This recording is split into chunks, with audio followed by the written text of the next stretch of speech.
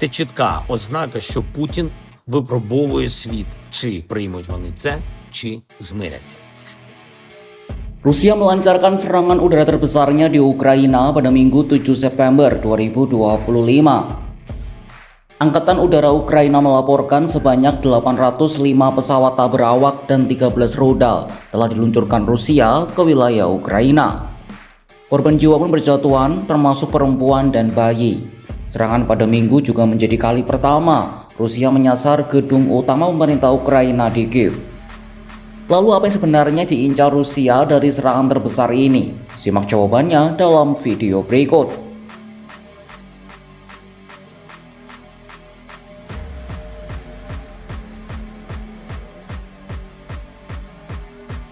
Rusia melancarkan serangan udara terbesarnya di Ukraina pada Minggu 7 September 2025. Mengutip Independen, serangan itu membakar gedung utama pemerintah Ukraina di Kiev dan mengakibatkan 4 orang tewas, termasuk seorang ibu dan bayinya yang berusia 3 bulan. Dalam rekaman video yang beredar, tampak asap tebal mengepul di lantai atas gedung utama pemerintah Ukraina yang terletak di distrik bersejarah Pechersky. Sementara di distrik barat Swiatorsky, beberapa lantai di bangunan gedung 9 lantai telah hancur. Puing-puing drone yang jatuh memicu kebakaran di sebuah gedung apartemen 16 lantai dan 2 gedung 9 lantai. Angkatan Udara Ukraina melaporkan sebanyak 805 pesawat tak berawak dan 13 rudal telah diluncurkan Rusia ke wilayah mereka. Namun Kiev mengklaim pihaknya berhasil menjatuhkan 751 pesawat tak berawak dan 4 rudal diantaranya. Jumlah itu merupakan yang tertinggi yang digunakan Rusia untuk menyerang negara itu sejak Moskwa melancarkan invasinya pada Februari 2022 lalu. Sementara itu 18 orang dilaporkan terluka dalam serangan yang menimbulkan kebakaran di seluruh kota. Menanggapi serangan besar-besaran Rusia itu, Presiden Ukraina Volodymyr Zelensky menyebutnya sebagai ujian bagi dunia. Dalam pernyataannya, Zelensky mengatakan Presiden Rusia Vladimir Putin kini sedang menguji batas kesabaran komunitas internasional. Zelensky juga mendesak agar sanksi lebih keras dilakukan terhadap Rusia, termasuk tarif dan batasan perdagangan. Важливо, що сьогодні є широка реакція партнерів на цей удар. Очевидно, Росія старається завдати болю Україні і удари більш наглі. Це чітка ознака, що Путін випробовує світ, чи приймуть вони це, чи змиряться. Тому важливо, щоб заяви лідерів держав, інституцій були продовжені сильними діями, санкціями проти Росії, проти пов'язаних з Росією осіб та сильними тарифами та іншими обмеженнями на торгівлю з Росією. Di sisi lain, Kementerian Pertahanan Rusia mengklaim serangan yang mereka luncurkan menargetkan fasilitas militer dan logistik di sekitar Kiev. Rusia menyatakan semua sasaran dalam serangan itu berhasil dihantam. Di sisi lain, Kementerian Pertahanan Rusia membantah pihaknya menyerang objek lainnya selain fasilitas militer dan juga logistik. Serangan besar ini menjadi yang kedua dalam 2 pekan terakhir, seiring memudarnya harapan akan perundingan damai antara Rusia dan Ukraina.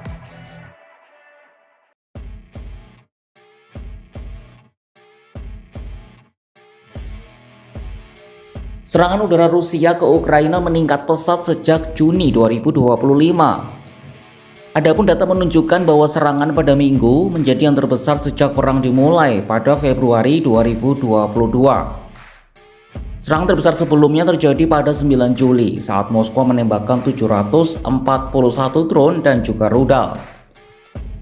Sepanjang September, pasukan Putin sudah meluncurkan 2022 drone dan rudal. Angka ini meningkat 42% dibandingkan 8 hari pertama bulan Juli ketika Rusia menembakkan 1.418 drone dan rudal ke Ukraina. Bulan Juli juga menjadi yang paling mematikan dengan 6.768 drone dan rudal yang menyasar berbagai sasaran di seluruh Ukraina. Semisal tren peningkatan serangan udara terus meningkat selama September ini, Ukraina diprediksi akan mengalami bulan terberatnya sejauh ini.